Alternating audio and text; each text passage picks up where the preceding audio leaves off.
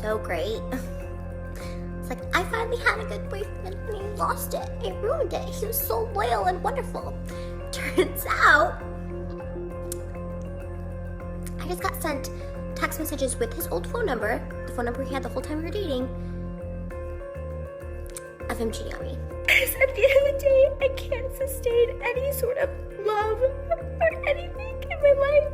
Move along and ignore it and pretend like it doesn't happen because they have followers and they have a legions of fans that are loyal no matter what and can't see the issue. Fuck. Fuck.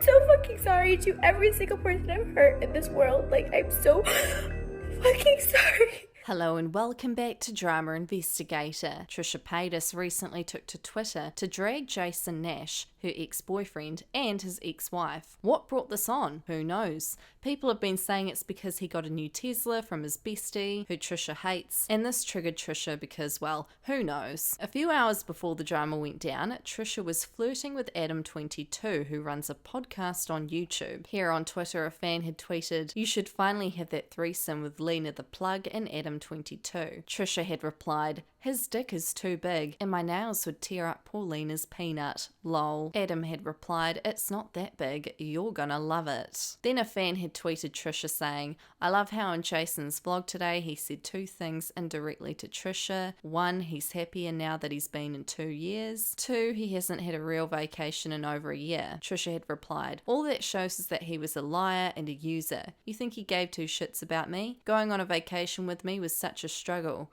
I'd be more surprised if he paid for anything. As soon as he started making his own money, he didn't have anything to use me for. I got dumped. It's been months. If you truly believed he didn't care, then why don't you just pretend he doesn't exist the way he does to you? Because I was in a relationship. I did care. I gave my whole life to him. He can pretend like I don't exist because he never gave a shit in the first place. To realize you were being played by someone you would have done anything for is not the easiest thing to deal with. Honey, I like you, but you let that happen. I'm sure I wasn't the only one that can see he was using you, but I thought I could be very wrong. Maybe he does like her for reals. But he was using you, sadly, but you are the only one who could have stopped that. You live, you learn though." As soon as I wasn't convenient for David anymore, I was done. He had to go with the more expensive meal ticket for sure. T. Jason Rash literally has no spine. He sucks David, acts like his slave, runs to him whenever he rings a bell. If he was a real man, he would have stuck out for you and told his so-called clout to stop making jokes that are upsetting you. He did the opposite. Karma will get him. Trisha had replied, "He's 46 and still hopes a fancy car will get him girls. I cannot." That shit got hella annoying. Like, I've been out for 6 months. Where's your six-pack? Blame me for your eating. Girl, stop. He's making his own money. Don't be nasty. Only if David is in the thumbnail. That's not making your own money.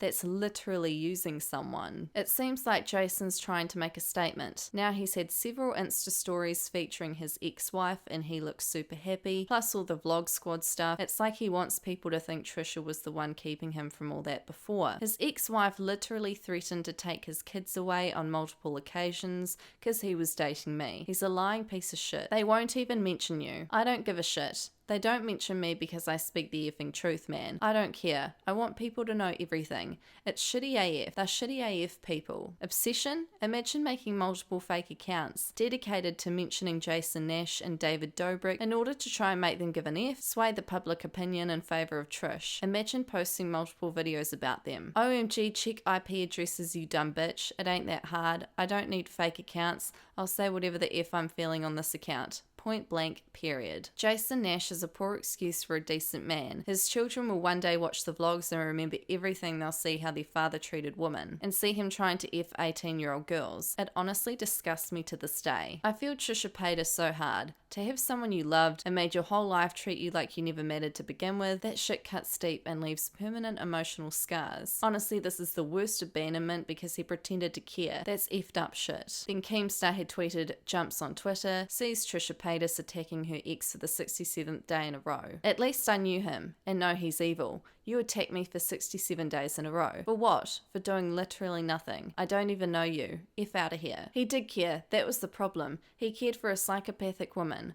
A woman who was jealous of his great family and friends. A woman who only wants her man to be hers. Isolated and alone with you. Lol, I would have settled for him not talking about he wants to F 20-year-olds while he's with me, but okay, go off. Didn't you constantly have David in your videos and thumbnails? A total of 5 times over a year. His friends be using him every single video, every single day. That's gross. Everyone was constantly telling you he didn't like you and was just using you for views and money. Looks like he finally confirmed it himself. He's a POS. I didn't see it because I was in love. It's sad, but he was the biggest user of them all. I see it so clearly now. What are your thoughts on these tweets? Let me know in the comments. Meanwhile, David Dobrik, who's Jason Nash's BFF, is divorcing Jason Nash's mother. E! News had stated 1 month ago, David Dobrik became his best friend's stepfather by marrying his mother. Now they're calling it quits. I am heartbroken to announce that Lorraine and I have split. I wish you nothing but the best. We may have rushed into things, but that's what happens when 2 young people fall in love. Please respect our privacy at this time. Jason had commented, somehow I feel like this is my fault. A fan had replied, it's never the child's fault.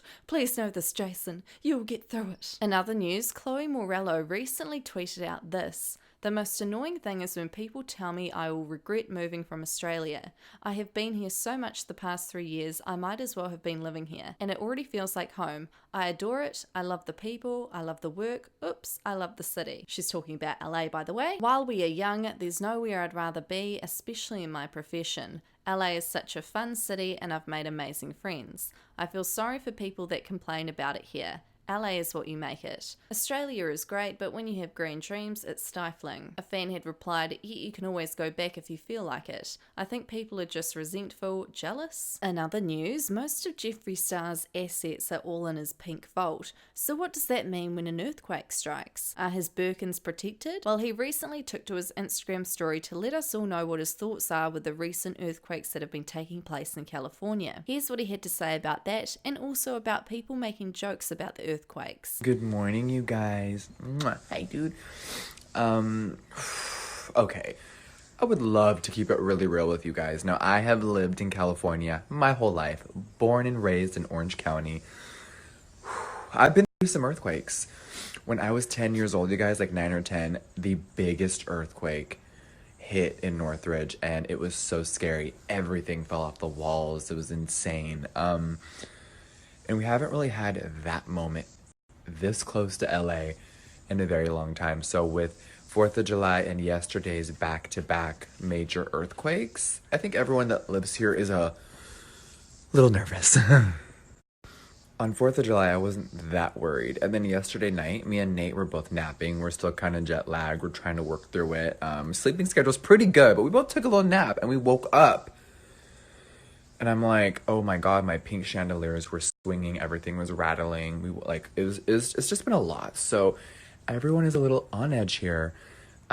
Because of course is there a third one coming? Is there a bigger, massive earthquake coming? That is the big question. A lot of scientists and people are trying to say no, but bitch, with climate change and everything that's going on, nature this past year, the past 2, 3, 5 years is like extreme everywhere. So I'm like, do I fly to Michigan? Do we just chill here because whatever's supposed to happen is supposed to happen? I don't know. It just gives you a weird feeling, a weird state of mind. So that's where I'm at, fully transparent. Good morning. So if you live in Ridgecrest or near there, I hope that you guys are all safe. Last night was very scary. I know a lot of the internet likes to make jokes about earthquakes. I'm like, I guess unless you live here, jokes are great. But when I can't laugh about it because it could be really deadly and there's so many people being affected by it, power outages, fires. And this is like an hour away from where we are. So I'm just like, life, what is going to happen next? We can't change it. All we can do is saddle up and be prepared. What are your thoughts on all this drama? Let me know in the comments down below. That's all for this investigation. Don't forget to subscribe, hit that notification bell. My social media will be linked down below, and I'll see you guys in our next investigation.